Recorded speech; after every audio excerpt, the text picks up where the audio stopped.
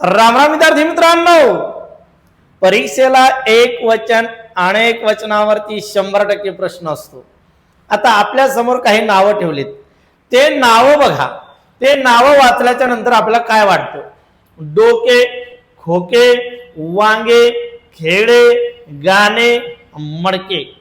हे नाम उच्चारल्याच्या नंतर आपल्याला असं वाटतं मडके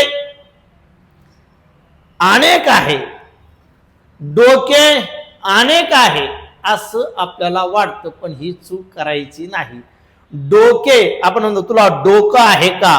डोकं एक आणि डोके अनेक असं आपण चुकीने म्हणत असतो, परंतु तसं नाही। मग डोके एक आहे आणि या ठिकाणी डोकी अनेक आहे। डोके डोकी, तसंच खोके खोकी।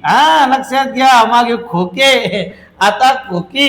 वांगे वांगी, वांगी घ्या वांगी, वांगे घ्या म्हणणं चुकीचं आहे।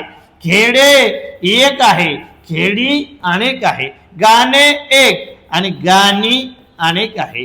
मडके एक आणि मडकी अनेक आहे।